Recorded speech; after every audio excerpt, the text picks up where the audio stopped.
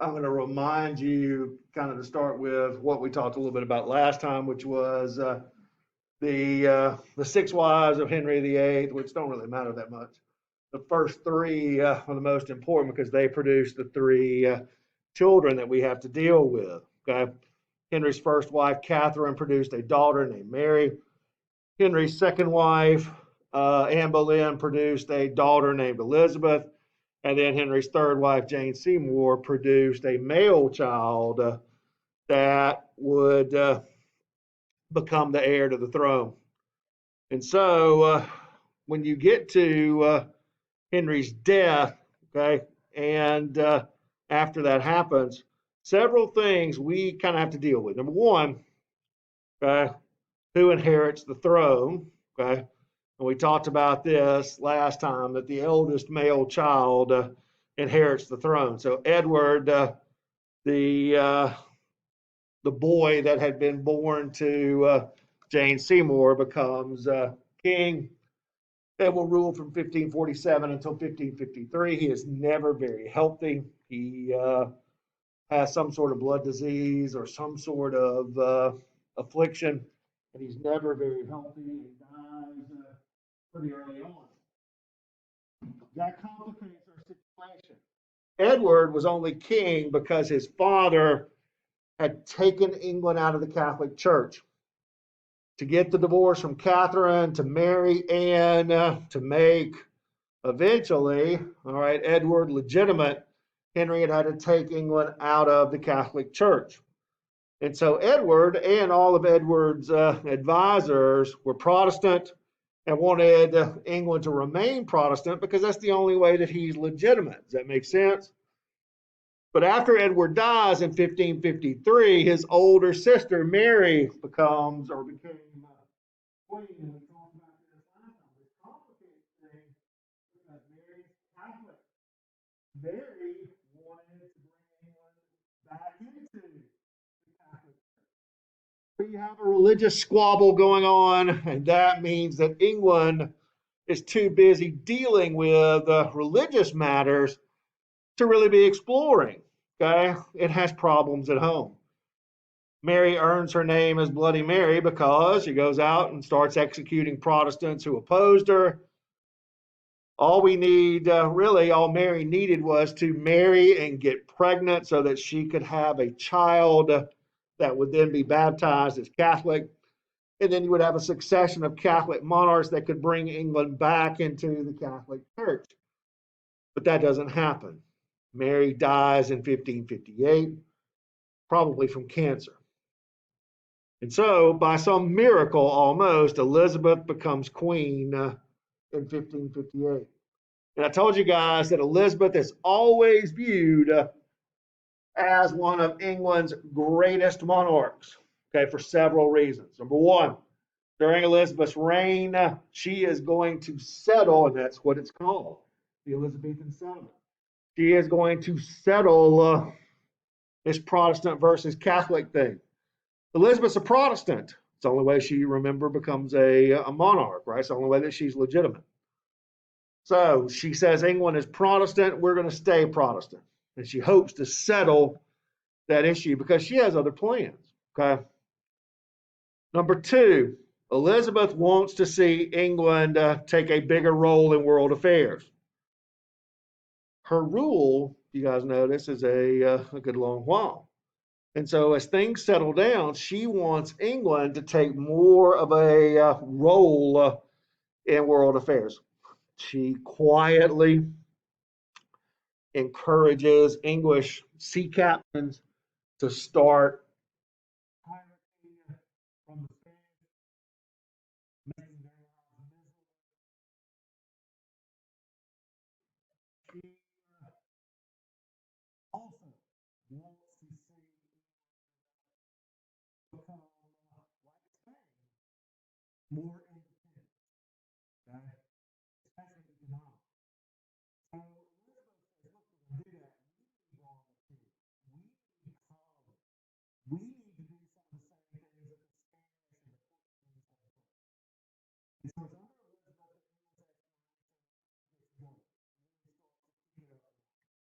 Okay? And the English began to go out and start to explore.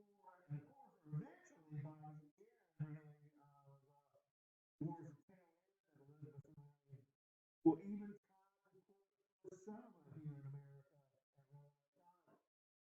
It failed, but you can already see them starting to take those next steps. Elizabeth is remarkable because she, during her reign, turned England into a world power.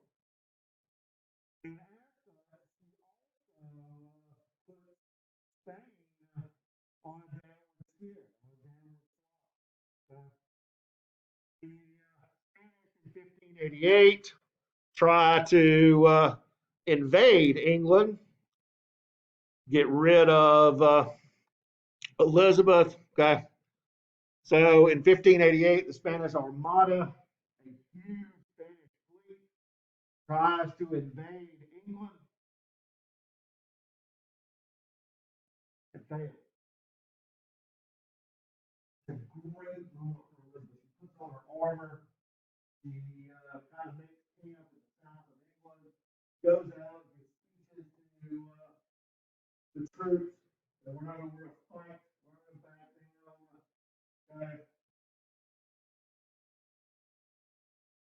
For the Spanish, it's a disaster. The Spanish fleet that tries to invade England is either destroyed by bad weather or destroyed by the up and coming English Navy.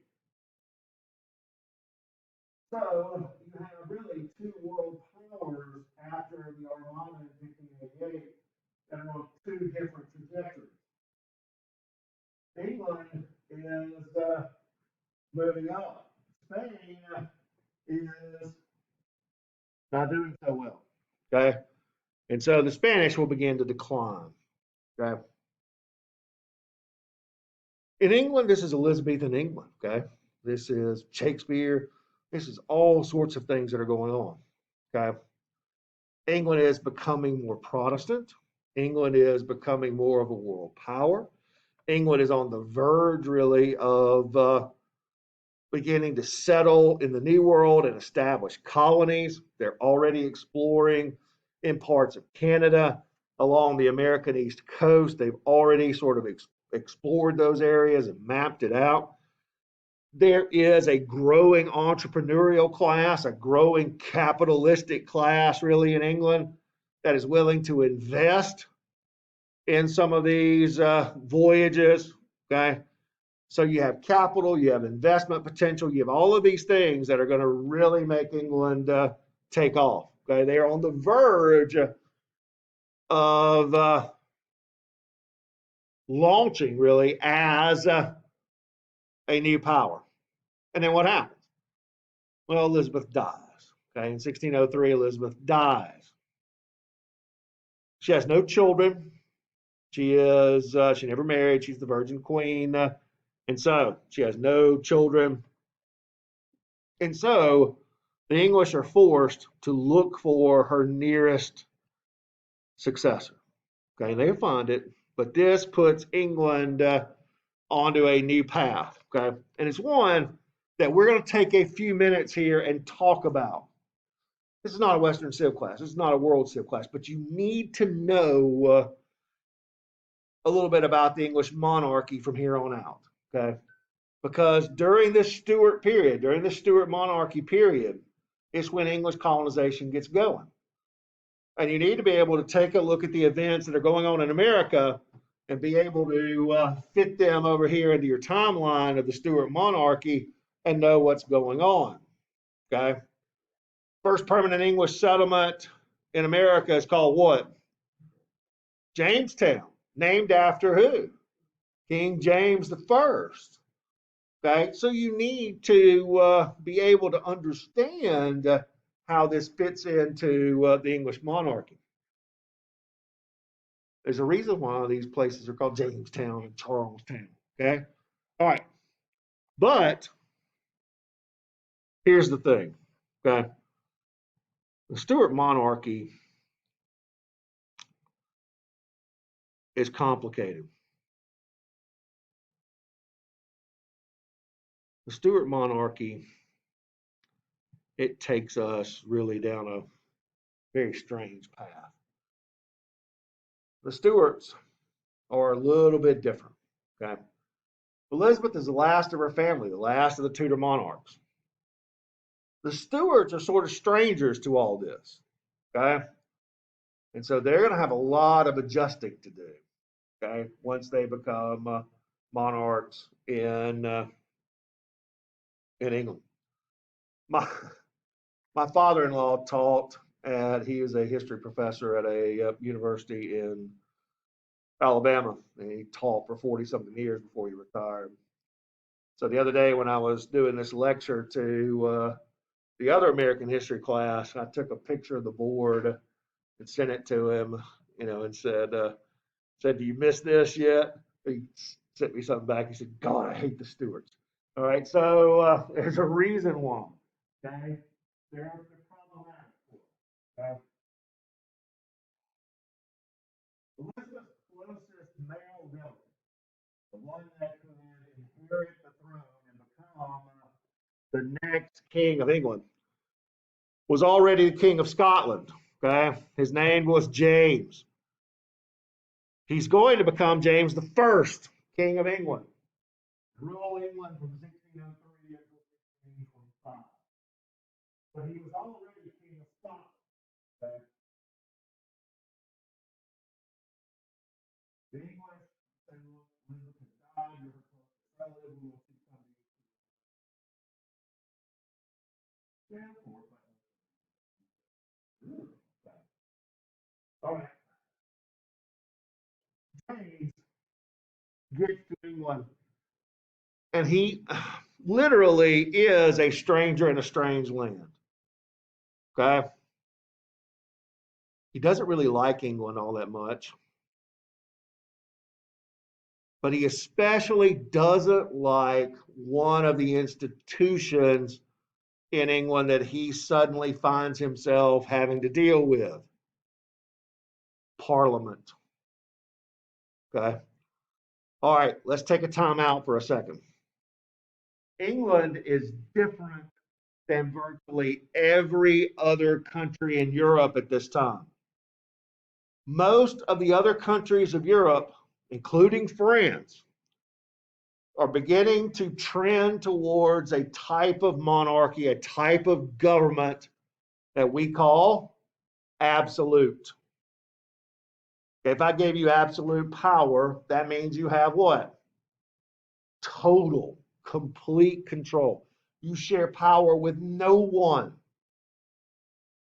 But in England, a representative body called Parliament has been around for several centuries. They have shaped English history. Okay. Some of these early representatives or people that believe that they represent part of the English government had forced King John to sign the Magna Carta in 1215 that said that the king has to obey the law, not above the law. Ever since the 1300s, really, Parliament has been influencing the English monarchy. When James arrived in 1603, this whole concept of having to negotiate or having to share power with a parliament is very foreign to him.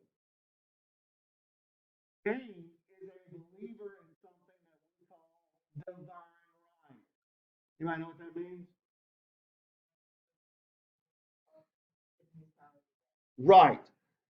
If the king is given his power by God, in other words, God selected this king to come and make sure that we're doing what we're supposed to be doing, okay? If if God does that and we don't agree with what the king is saying, who are we disagreeing with? God. Divine right gives kings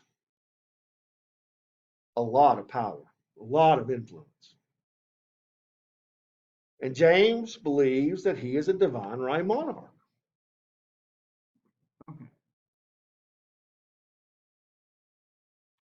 James is not very pleased. with having to share power with a parliament, but he does, okay? Not very willingly. But his son is going to be taught the ways of divine right, the ways of beliefs, really, of being absolute. And so when James dies in 1625, okay, his son, Charles, becomes our next king. And Charles I rules from 1625 to 1649. Now, in Charles's mind, he is a divine right monarch.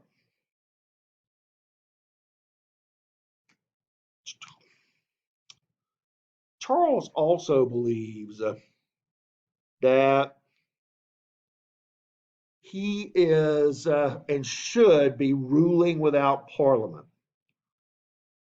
Now, what his father had done pretty smartly had started to raise money on his own so that he didn't have to depend on parliament. Well, Charles is going to do the same thing. And very early in Charles's reign, Charles decides to send parliament home. He dismisses the representatives, sends them home, and has no intention of calling them back.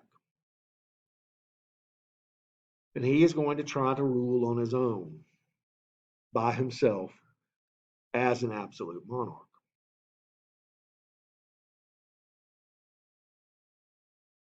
We don't really, it's very tough to speculate about how successful he would have been, because Charles makes one big blunder. He manages to get England involved in a war, a religious conflict between England and Scotland. And so, had he not done that, we don't know. Maybe he could have sent Parliament home and kept them away and become an absolute monarch. But when he gets England involved in this war, he has no choice except to call them back. Okay. And so when you get over here, okay,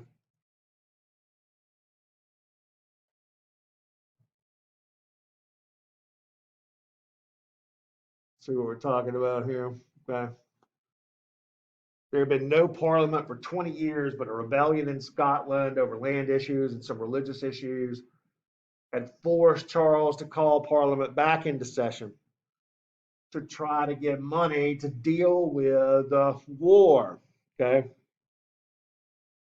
And so he has no choice except to call parliament back into session in 1640. After really trying to keep it at bay for a long time. Okay. Now, when the parliament comes back into session, the representatives look at Charles and they say, hey, look, you haven't called us into session for a while. We don't like that. And what we think is that you should have to call us into session maybe once every 3 years. Okay. So these members of parliament say, look, we want you to agree to some of these things before we give you any money. Okay. We want you to agree to call us into session. We want you to do things, okay, with us. Okay. So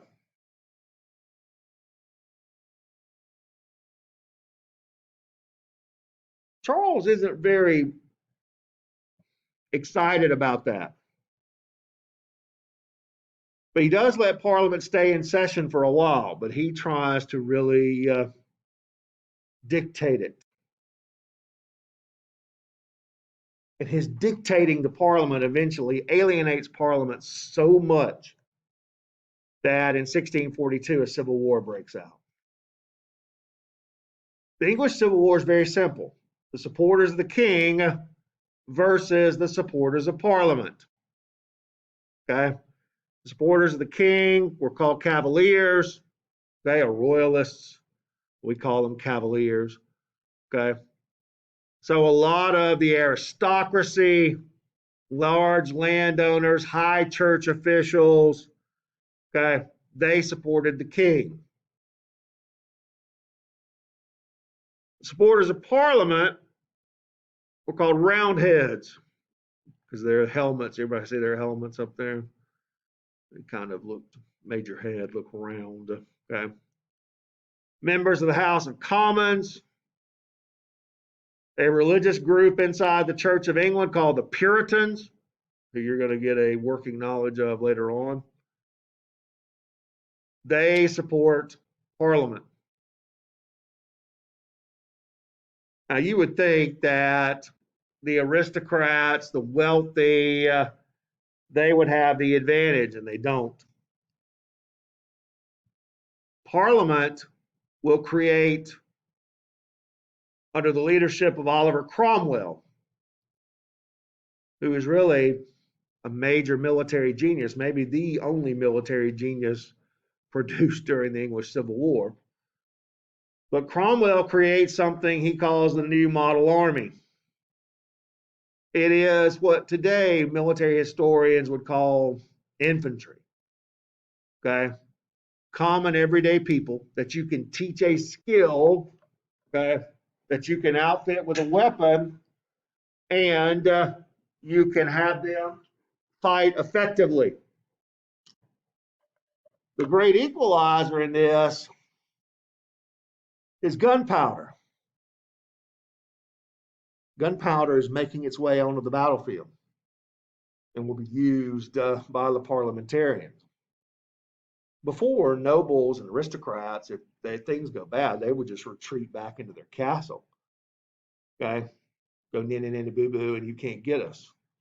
And most of the time that was true until now, because gunpowder gives sieging armies more of an advantage. So believe it or not, after several years of fighting, the parliamentarians will win. They will capture Charles, put him in jail, eventually put him on trial for treason, and then in 1649, execute him. In 1649, Charles I is executed. He's beheaded in a public execution.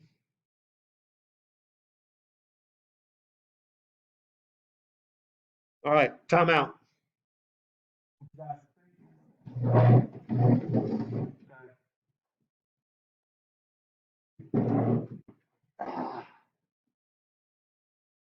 Why do you kill the king? This is regicide. Why kill the king?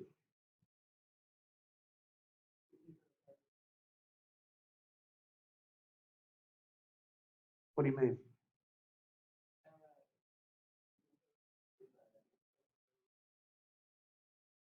Yeah, but Charles does have a son who, according to legend, watches his father get murdered from a tree nearby before he escapes to France. It certainly does send a message. What message does it send? What was Charles trying to become? Absolute. Okay. So when they kill him, what's the message that they're sending? Bingo. Okay. We do not want an absolute monarch. We reject absolute monarchy. Okay. And they say that pretty loud, pretty clear because they cut Charles's head off. Okay. Hard to be an absolute monarch with no head. So after 1649, question number 2 is, by killing the king, they send that message. All right, so who's going to rule England after you kill the king? From 1649 to 1660, I want you guys to tell me, give me your best guess as to who will try to govern England. Parliament, okay? But Parliament is not very well equipped to do this. They've never really done it. And so, yes, you're right. Parliament actually sort of turns to Cromwell, okay, for assistance. And Cromwell really becomes, I mean, for lack of a better word, Cromwell becomes a military dictator until his death in 1658. Okay. So Cromwell, for all practical purposes here, goes from the military leader of the parliamentarians during the Civil War to the military leader of all of England during the Commonwealth period. During this period of time when Parliament actually rules England. Okay. Now, Cromwell was just a common, everyday kind of guy, okay, who is thrust really into not just leading an army, which he was really good at, to now leading a nation, which he's not going to be as good at. Okay, so after this, okay, after this period of time, and after Charles is executed in Latin, you have the interregnum period. It really simply means between the kings.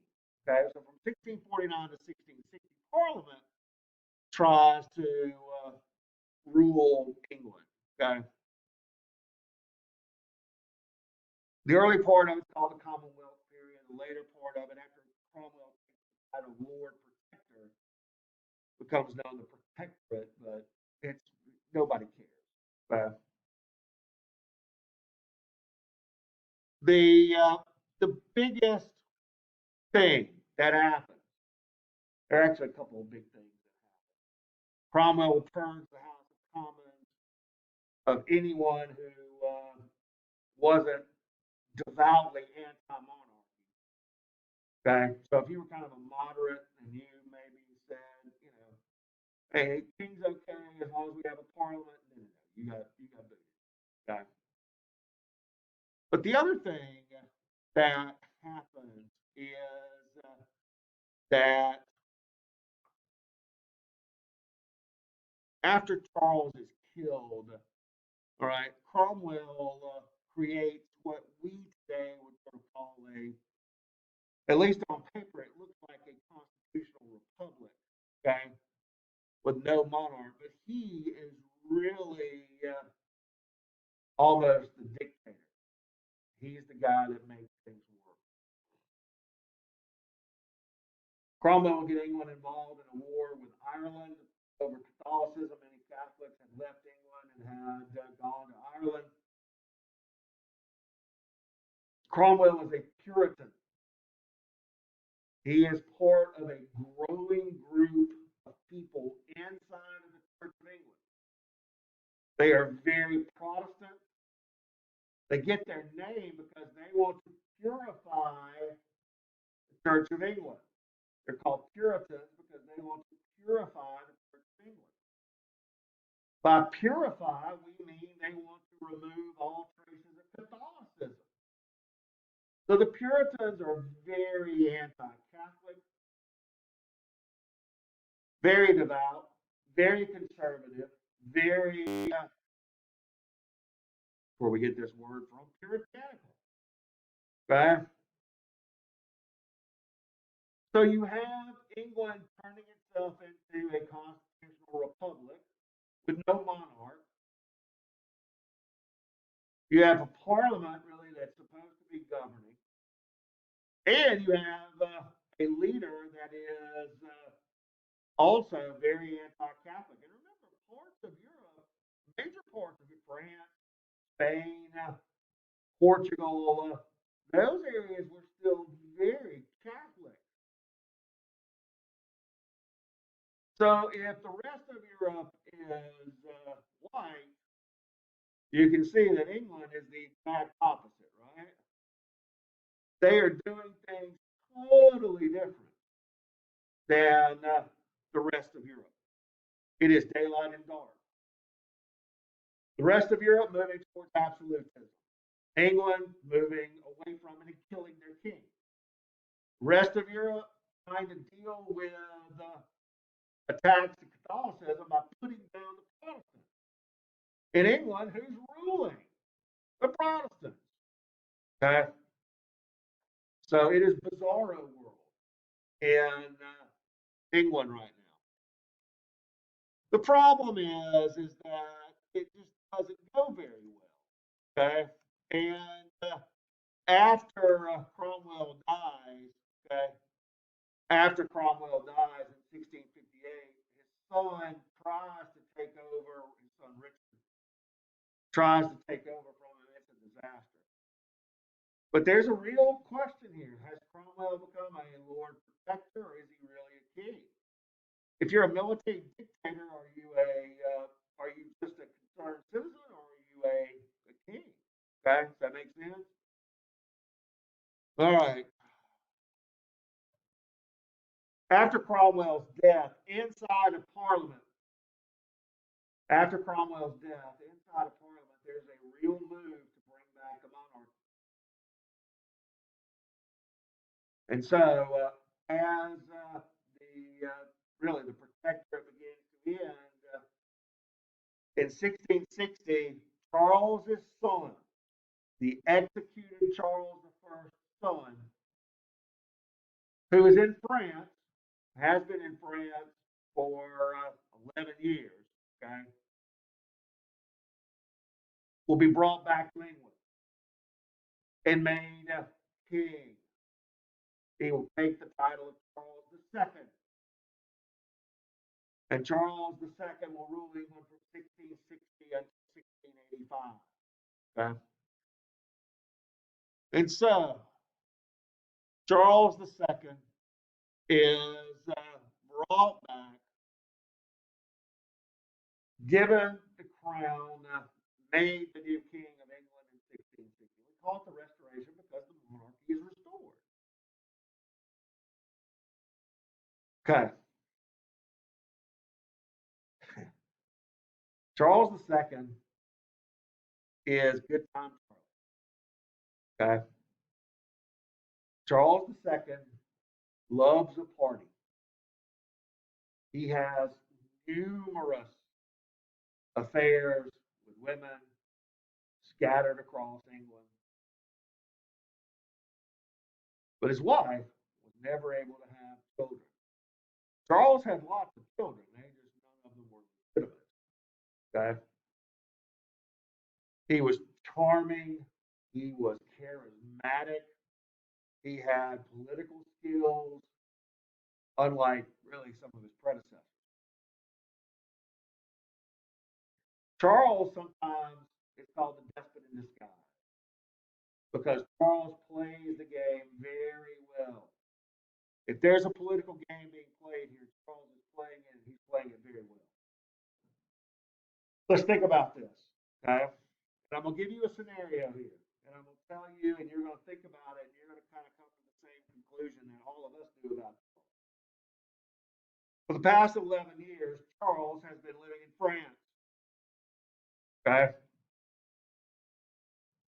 King of France at that time was the young, up-and-coming Louis XIV. In Western civilization or in world civilization classes, when we talk about absolute monarchy, we tell you guys that Louis XIV is the best example of an absolute monarch. Now, Louis doesn't rule for himself until about 1660, about the same time that Charles becomes king in England. But Louis was already well versed in things like divine right, absolute monarchy, okay? And so while Charles is there, while the young Charles is living with Louis, they become very good friends. You tell me, What is Louis filling Charles's head with? Ideas about being absolute. What's the dominant religion in France? So when Charles and Louis go to mass together, because Louis was very devout. When they go to mass together, how is Charles praying as a Catholic? So when the English come and knocking and say, "Hey, you want to become king?" And he comes back to England, they throw the crown on his head, he gives his address to Parliament. Is he going to come out and say, "Hi guys, thanks for the crown. Now that I'm back and in charge, you guys all suck. You killed my father. Prepare to die. I'm going to be an absolute monarch. Oh yeah, we're going to go back to being Catholic too." Can he do that? If he did, what's going to happen? What? Well, yeah, there's going to be another civil war. He can't do that. So what's he going to do? Play the game. He's going to show you one side of him publicly, but privately, he's doing lots of other things. He's trying to consolidate power, and he's trying to become an absolute monarch. Okay. So, but down below that outside veneer, he has secret Catholic tendencies. Okay. He knows he can't make the same mistakes that his father did. Okay. So he fills Parliament up with royalists, disbands the army. Okay.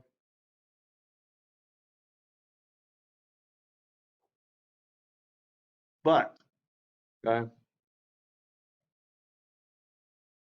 there are little hints that things aren't going well. The Puritans don't like him. And remember, the Puritans have become very influential. The Puritans don't like him because they question his morals. Remember, I told you he had lots of women, he drank too much, he womanized too much, he partied too much. They weren't convinced he wasn't Catholic, right? But they don't really have any proof. But in 1665, there's a reawakening of the plague that hits London. From time to time, this happens. We don't exactly know why. But some of the plague, some of the Black Death gets going again in London. Lots of people get sick. You guys are dealing with a global pandemic. We're all sitting in class with masks on. Okay? 10 years ago, would you have thought this was possible? If you got a glimpse of the way things are 10 years later, if we showed you this when you were 10 years old, would it have freaked you out? Probably. We don't like plagues. We don't like pandemics. Okay? The Puritans are convinced that this is a sign from God that Charles is a bad dude. Okay? And there's a lot of people that die in London and in surrounding areas from the plague in 1665. The next year, in 1666, kind of ironic, talking about bad numbers, okay? Fire breaks out in London. The Great London Fire breaks out in 1666 and destroys a huge portion of the city. Fire in ancient cities was devastating because they were built so close together. Buildings were built so close together, fire could hot from place very easily.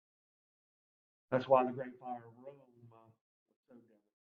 That's why the fire of London in 1666 is so devastating. So the Puritans, like I told you guys, they really think Charles is bad news. By the end of Charles's reign, he's ready to try to send Parliament home. He's ready to rule as an absolute monarch. He's got everything in place. He's consolidating power because 25 years he's been playing the game.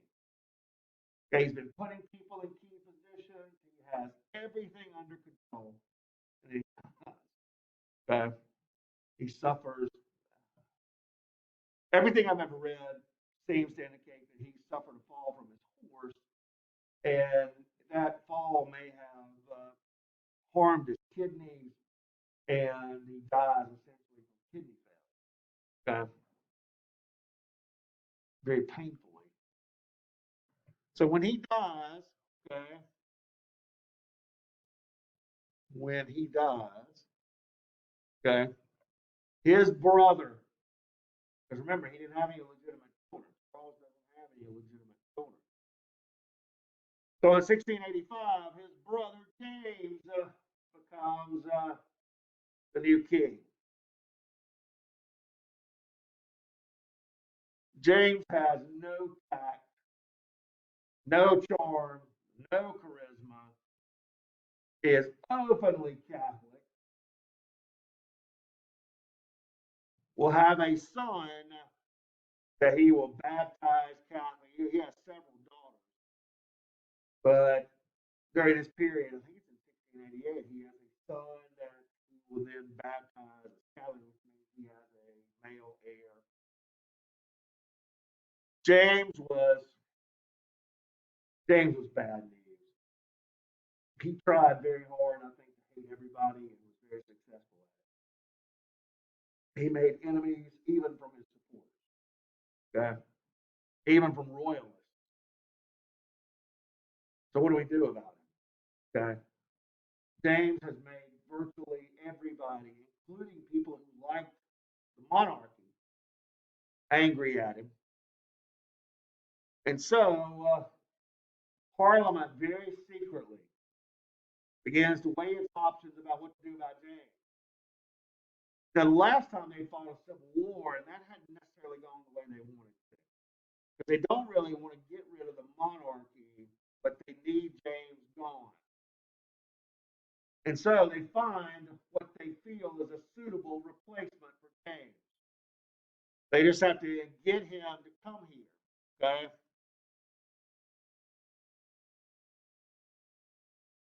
And so in 1688, okay, in 1688, leaders from Parliament go across the English Channel to the Netherlands. There, one of James's daughters, named Mary, had married the leader of the Netherlands, a guy named William of Orange. Okay. Now, even though James was Catholic, Mary had been raised a Protestant, and Mary is a very devout Protestant. William is uber Protestant. Okay. William has been spending the last couple of years of his life fighting against Louis XIV because Louis XIV was trying to invade the Netherlands. And so William is not a big fan of Catholicism. William is not a big fan of Louis XIV. And Louis needs help. Or excuse me, William needs help against Louis. So Parliament goes to William and Mary and says, look, if you'll invade England, we will name you guys the leaders of England, co-monarchs. Because remember, Mary is James's offspring. Okay, does that make sense? So they're going to boot James in favor of James's daughter, Mary, and her husband, William.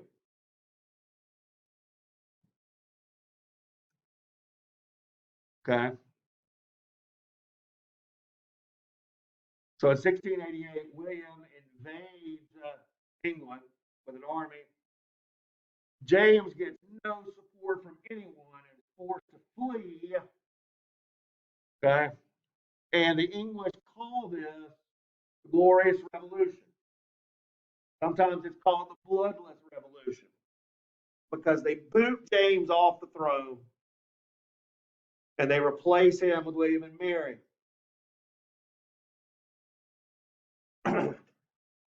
Okay. So what? Okay. Why is this a big deal? This is a bigger deal than what we talked about earlier with the Civil War. Okay. This is a huge deal.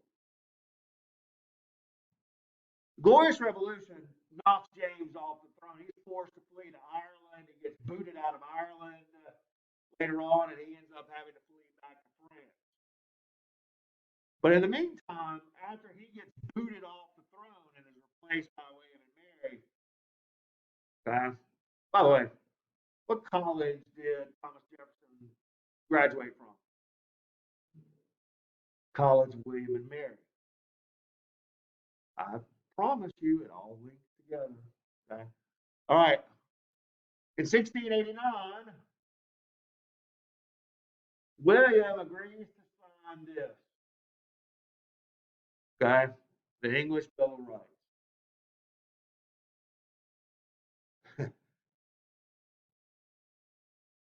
Mr. Wedding, one day, and I were talking. This has been a long 17 years ago, probably. He was in my office, and we were talking about what we were talking about in class today. He's like, "What'd you talk about in class today?" I said, "Glorious Revolution, English Bill of Rights." And he just looked at me and goes, "They have one of those?" And I'm like, "Yes, they have one of these." Okay. So number one, yes, the English do have a Bill of Rights, and it happened before ours. Okay, by a century. Okay. So what? What's the big deal? Okay. This is huge. Twice the British monarchs have tried to become absolute. Twice they've been rejected. Once during the English Civil War, where poor old Charles I gets his head cut off, and twice when James gets booted off the throne and replaced by William and Mary. The English Bill of Rights creates, if you don't know anything else about what we've talked about today, you better know this. The English Bill of Rights creates the constitutional monarchy in England. It is a constitution. A constitution is a document that frames government, that tells government what it can and cannot do. And so essentially, the English Bill of Rights creates England's constitutional monarchy. What kind of government does England have today? Technically, it is a constitutional monarchy. Okay? It's been in place ever since 1689. It fundamentally answers the question that we've been trying to answer. Who governs England? After the Bill of Rights, your answer should be what? Parliament. Because the English Bill of Rights says things like the king cannot raise taxes without the consent of Parliament. The king cannot raise an army or make war without the consent of Parliament. But I got it? This is huge. Okay? From here on out, England is a constitutional monarchy with power being shared between the monarch and Parliament. Yes, it's going to serve as a model for our Bill of Rights later on. But it is really what begins this steady expansion of civil liberties in England. Because the king does not have absolute power.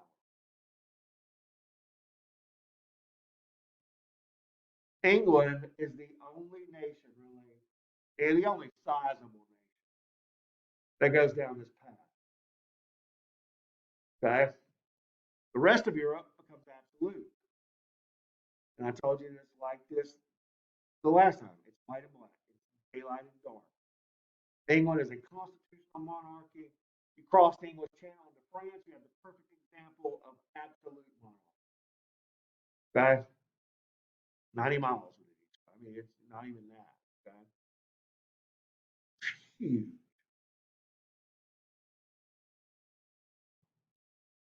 About 100 years later, when we write our Constitution, what are we scared of?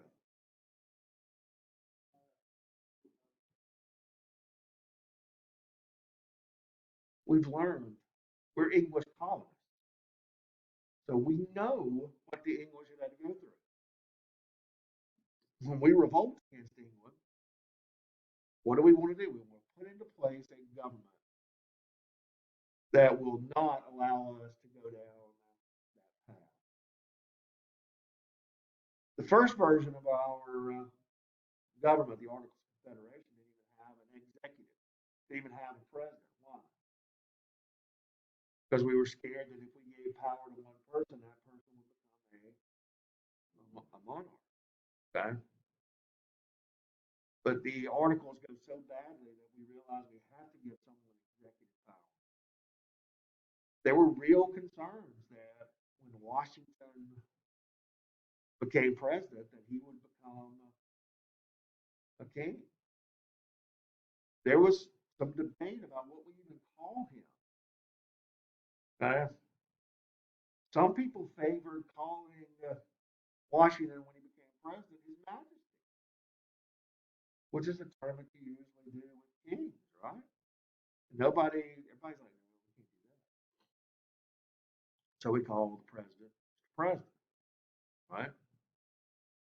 So this is a huge deal. It changes England forever, and it sets an example for us. Let's talk a little philosophy for a second. Any of you taking philosophy? Oh, okay. Around about this time, there's an English philosopher named John Locke that writes about this. Okay, John Locke is huge to what's going to come next, right, in Europe, the Enlightenment, which is going to have a huge impact on us. In 1688 and 1689, John Locke is writing 2 essays about government. He's on government, trying to justify what the English had just done. Okay? Locke has a huge influence on us and later on Jefferson and others. Because in his 2 treatises, he says, look, why we did this is that our government was not protecting us. In Locke's 2 treatises, Locke says that we are endowed by our Creator with certain natural rights. Those rights are life, liberty, and property. Jefferson changed it. Life, liberty, and property. What's the purpose of government according to Locke? To protect those natural rights. If a government fails to protect those natural rights, then what? It has to be replaced with a government that will protect those natural rights. This is Locke's idea of a contract. This is contract theory. Okay, government is nothing more than a contract between the government and the governed people. And if one of us, in this case the government, fails to uphold that contract, the contract is broken, that contract null and void, and you replace that government which has failed with one that will protect the right. Do you think you're going to hear that again? Okay. In a little less than 100 years, Jefferson's toiling over a desk writing about certain inalienable rights, life, liberty, and the pursuit of happiness, and how when governments fail to uphold these, that we must change our government. See how it all fits together? It just took us a long time to get here. Okay. That's why you've got to know the background.